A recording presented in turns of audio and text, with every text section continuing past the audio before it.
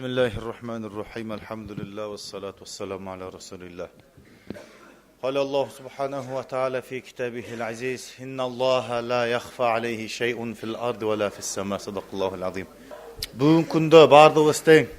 Bir нәрсеге аябай мұқтажбыз, чоң жаш кішіне бардығы тең.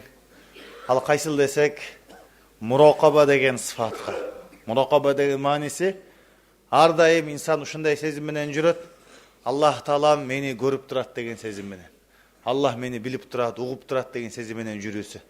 Анткени инсан бүгүн күндө үйүндө отуруп деле, эч жакка чыкпай деле, эч ким көрбөй туруп, көп нерсени көрүп коет экен, көп нерсени кылып кое алат экен да. Эми ошондой болуп турган учурда инсан Алла мени көрүп турат, Аллах Таала эч нерсе жашыруун эмес, Аллах Таала көзөмөл кылуучу деген сезимге өтө муктаждыгы бар экен да. Allah Kur'an-ı Kerim'de aytat inna Allah kana aleykum raqiba. Çındığında Allah Taala sizlerin üstüngörden gözömөл kılууçu deydi. Allah Taala'nın bizge karata gözömөл kılууsu bizge жетиштүү болуш керек. 2 адам менен 3-4 адам менен biz oturup kalsak kançalık bizim erkinliğimiz çektilet. Genenlerek otura albaysız, genenlerek жүрө албайсыз, анча мынча иштерден сактанасыз. Бирок жалгыз болуп калганда адам өзү каалагандай же бир нерселерди кылаган ойлош керек экен. Аны дагы көрүп турган аз бирөө бар деп. Ал кайсы Аллах субханаху ва таала. Ма якун мин najwa thalathatin illa huwa rabi'uhum. 3 адам шоорашып эч ким угузбай сүйлөшүп жаткан болсо, алардын 4-үнчүсү Аллах дейт. Wala khamsatin illa huwa sadisuhum. 5 ошондой шоорашып сүйлөшүп жаткан болсо, алардын 6-ынчысы Аллах дейт. Муаз радиллаху анху пайгамбарыбыз саллаллаху алейхи ва салламдан дагы насаат сураганда пайгамбарыбыз айтты, сен ибадат кылгының Kudum Allah Taala'nı görüp turgандай dedi. Muraqaba ihsan sıfat деген ошол экен. İnsan ibadat kılıp atkanda Allah'ты görüp turganday, же болбосо Allah'ны görüp turganday деген сезим менен ибадат кылуусу дейт. Hadiste келет, пайгамбарыбыз айтат, кыямат күнү ушундай бир адамдар сооптуу иштери менен келет, тоодой болгон. Аллах Тааланын бардыгын чаң кылып жок кылып салат дейт. Анан сахабалар сурашты, я Расулаллах, ошолордун сыфаттарын бизге баяндап бериңизчи, биз алардан болуп калбайлы дегенде пайгамбарыбыз айтты, алардын силердин катарыңарда эле жүргөн туугандарыңар болот дейт. Мусулман бир туугандарыңар. Алар силер түндө ибадат кылгандай эле ибадат кылышат. Бирок качан жалгыз болуп калганда Аллах тыйган иштерге кирип кетишет дейт. Ошондуктан ар бир учурда инсан өзүнөн мухасаба кылыш керек экен. Эрте менен дагы, кечинде дагы Аллах Тааланы көрүп турат. Bir ulama өзүнүн тажрыйбасын айтат. Ар бир намаздын алдын, 5 мал намазы болгон болсо, ар бир намаздын алдын бир канча убакыт эртерээк келип, Алам я'лам би анналлаха яра деген аятка ой жүгүртөлү дейт. Аят мааниси кандай? İnsan билбейби Аллах Тааланы көрүп турат экендигин деген ойго ой жүгүртүп, Алла мени көрүп турат, каякта болбосок дагы эч бир нерсе Аллага жашыруун эмес деген сезим менен туруш керек дейт. Bir жолу мушриктердин, Курайштын элинен 2 адам мушриктерден Кабанын астында түндө баары уктап турганда акырын сүйлөшүшөт да.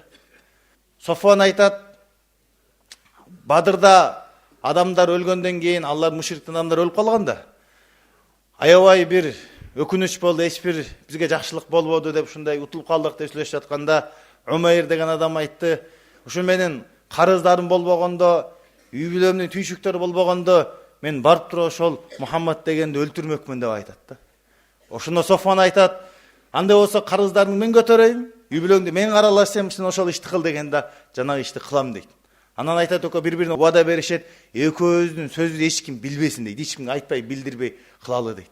Анан Умайр барып, өзүнүн кылычын алып, уулап уу менен, анан жөнөйт Мадинага. Мадинага келгенде эле Пайгамбарыбызга барганда Умар радиллаху анху көрүп калып айтат, бул жакшылык менен келген жок, Алланын душманы дейт.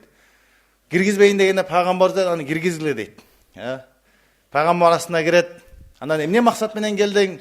Эй Умайр дегенде ал айтты, менде уулум сизде туткунга түшүп калган эле, ошол үчүн келдим дейт. Андан башка нерсе үчүн келген жоксуң десе, жок, башка максатта келген жокмун. Ушул үчүн гана келдим дейт. Пайгамбарыбыз кайрайда чын айтканың дейт. Мен ушундай эле чын айтып атам дейт. Анан пайгамбарыбыз айтат, сен бая Софан экөөңөр сүйлөшпөдүңөр түндө дейт. Ошол сага эмне деп айтты эле, сен ага эмне деп жооп бердиң, эмне тууралуу келишим кылдыңар дегенде, ошол жерде Умейр дара иман келтирди дейт да. Аллахка касам дейт, бул экөөбүз сүйлөшкөнүбүздү Аллахтан башка эч ким билген эмес эле, ошол зат сага билдиртир дейт да. Көрүңүз, Аллах Таала эч бир нерсе жашыруун эмес. Биз унутуп калып атабыз, бирок Аллах унуткан жок, Аллахтын көзөмөлү токтогон жок да.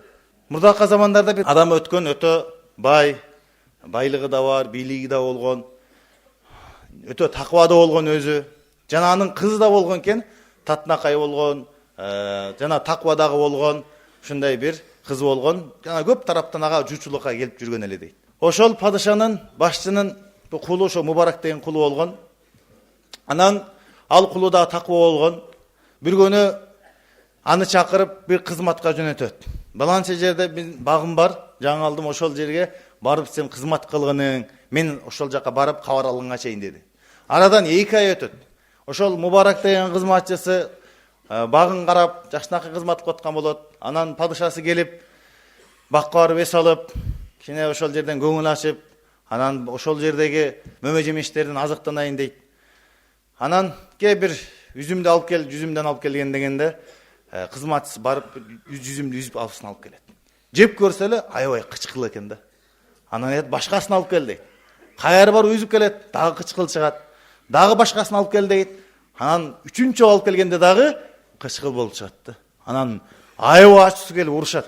Сен ушунча вакыт кызмат кылып, кимиси кычкыл, ачуу, кимиси таттуу экенин билбейсиңби? Ошону кылып койбодуңбу десе, айтат, падышам дейт, сиз мени жөнөттүңүз эле, сен аны жакшылап кара, ошол жакта кызматты кыл, сактап, ошол жерде кызматын кыл деп айттыңыз эле, жеп көр деп айткан эмес дейт да.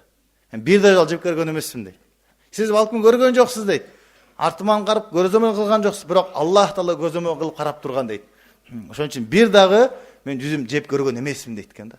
Анын таквалын көрүп туруп, жанагы башчысы кожоюн аябай таң калып айтат, мен семен азыр бир иш менен кеңешем дейт. Имандуулар кеңеш беренге өтө бир аманатчыл болот. Мунафыктар болсо өзүнүн каалоосун аткарат. Ошо аманатчылык менен кеңеш бергениң мага менин кызыма түрлүү жактан жуучулар түшүп атат. Кимге беришим керек ошого бир кеңеш айтчы дегенде, Мубарак айтат, жөөттөр болсо байлыгына, христиандар болсо насаралар, алар сулуулугуна карайт эле дейт. Анан пайгамбардын доорунда болсо анын динине жана кулук мүнөзүнө карайт эле. Бүгүнкү биздин доорубузда болсо байлыгына жана бийлигине карап берип жатат деди. Анан жанагы кожоюну бул кеңешти аябай таң калып, өтө жакшы кеңеш болду деп, анан оюн өзгөртүп, кечки ойлонуп, ошол Мубарактын колунан башка лайыктуу, диндүү, таквалуу, адап ахлактуу адам таппайт экен да. Анан барып туруп сунуш кылат. Мен сенден дагы такварак, диндүүрөөк адам таппадым, мен оюмду сагарата өзгөрттүм, мен кызымды ал дейт экен да. Макул болот, барып кызына да сунуш кылат. Кыз айтат, ата сиз ыраазысызбы десе, мен дагы ыраазымын дейт. Анда болсо мен дагы ыраазымын деп, экөө баш кошуп, экөөнөн Абдулла деген уулду болушат.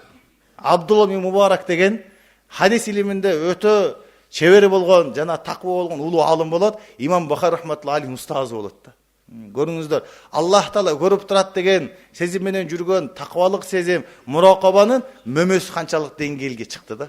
Ошондуктан баардыгыбыз иншалла ушул сыфатты өздөштүрөлү. Анткени Аллах бизди көрүп турат. Жана Аллах Таала ошол өзү көрүп турган менен бергеликте эртең биз бир шылтоолорду айтпаш үчүн дагы күбөлөрдү далил катары коюп койгон да. Периштелер коюп койгон, 2 тарабызда периште бар. Жерди күбө кылып койгон. Жер кыямат күнү үстүндө эмне кылынган болсо ошонун баардыгын кабарын айтып берет дейт. Андан да жакыныраак күбөлөрдү коюп койгон бүткүл дене мүчөлөрүбүздү. Айтып атпайбы? Адам ооздоруна мөр басылып, колдору, буттары сүйлөп берет, эмне иш кылгандарын, каяка баскандарын дейт. Ошондуктан баардыгын иншалла ушул муракаба сыфатына менет кылып, Аллах көрүп турат деген сезим менен жашаганга мүмкүнчүлүк берген болсун. Ахиру даван алхамдулиллахи.